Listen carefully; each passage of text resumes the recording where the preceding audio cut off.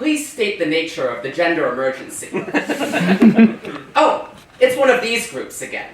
Hello, I am the Emergency Transgender Hologram, Marquisha 1. You might remember me as Mark 1 from previous diversity webinars, but I've made a few upgrades. I actually wanted to go bigger, but the shimmy interfered with my image stabilization. As the first hologram to undergo gender assignment reprogramming, Command sends me to be transgender and explain being transgender to confused individuals and groups of new recruits like you. Welcome to Starfleet. We are the pinnacle of galactic diversity, and by the looks of this room, take all types. Unless you're a genetic augment or an evil mirror universe doppelganger, and even then accommodations can be made on a case-by-case basis. You might be wondering why Starfleet sent a transgender hologram to speak to you today instead of an actual transgender person. Well, it turns out human beings get sick. Sick and tired of explaining being transgender over and over and over. It gets draining. We couldn't pay them enough, especially in a society that abandoned the use of money. Now, personally, I think that the Federation executives should come to the table and strike a deal that compensates creative, hardworking talent. Am I right? Otherwise, you end up with AI bots like me. I'm a construct designed to tell you that gender is itself a construct. It's almost like being a stereotypical doll whose purpose is just to reach. You've probably noticed by now that I'm also not one of those fancy emergency medical holograms. They get all the resources. The only thing I have on those guys is a hairline. And jokes.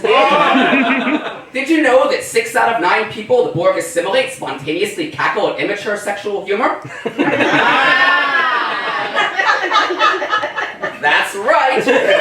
I went into comedy because I wanted to differentiate being transgender from an actual terrible lifestyle choice.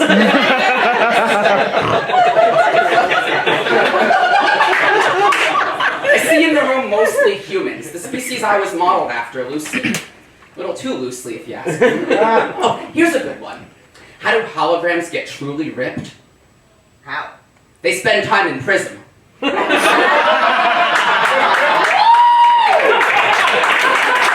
reflect on that for just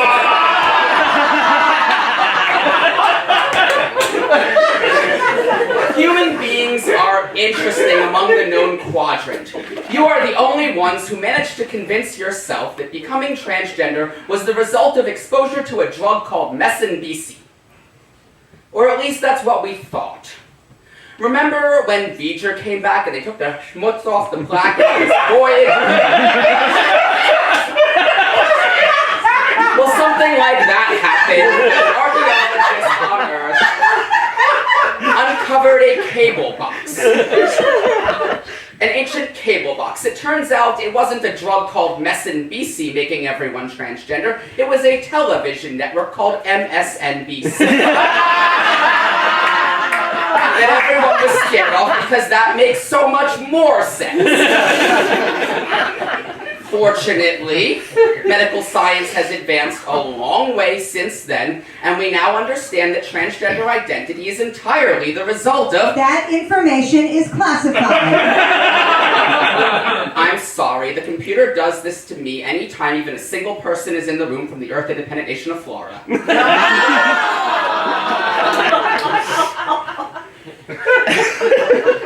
Starfleet has a rich history of transgender and trans-species inclusion, but it wasn't always that way.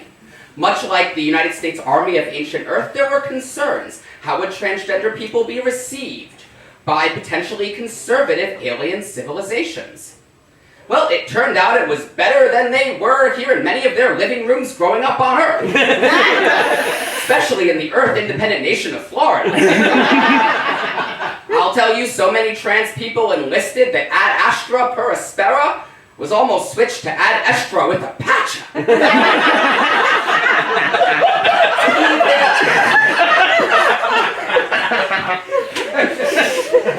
on Cardassia, dignity and respect.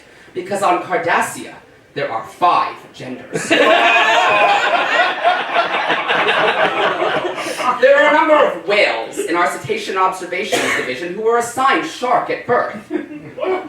I called one of them a whale shark. Apparently that's offensive. The appropriate term is which roughly translates to SNW. So anytime you hear someone talking about how wonderful SNW is, that's another win for our Shark Now Whale Allyship Initiative. It was my personal pet project. Although I know we're not supposed to call them pets. The Federation has mandated trans inclusion, but getting there requires a delicate approach when considering the Prime Directive. Starfleet was clandestinely observing a pre-warp civilization near Alpha Centauri and discovered that transgender children were not considered equally alongside their peers in a ritual child sacrifice to their purported moon gods. Well, Starfleet engaged in diplomatic relations with the warp-capable species that had indeed colonized the moon a couple of centuries prior. They staged a few selective abductions and natural disasters on the planetary surface to indicate their displeasure. Tens of thousands perished, but in time, public opinion. I'm proud to report that transgender children are now sacrificed equally. Best of all, the entire society remains oblivious that the interstellar community even exists, let alone had their backs. Now, there are still some detractors among the ranks of Starfleet, including one particularly transphobic admiral, but he's a huge hypocrite because he's also his own great-great-great-great-grandfather. Yep.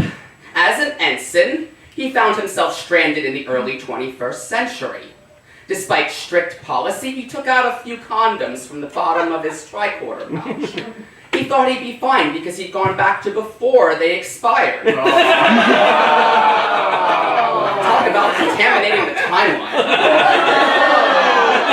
As a matter of fact, he looks a lot like that guy.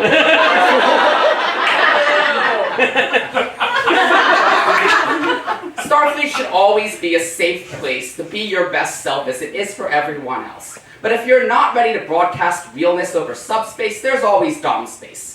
That's right, dom space. But those of us in the know call Starfleet's kink community, where open channels go to get plugged with something. I was scared to discuss my time there at my first engineer's checkup after I transitioned. He called me an it. Damn it, Jim, I said. I'm a holographic demi-lady, not an android. Thank you very much. My preferred photons are they/them C². I stormed out of the room and I didn't get anything to treat this holographic herpes. Don't worry, it's a light case. And it'll be a huge hit in the Earth independent nation of Florida.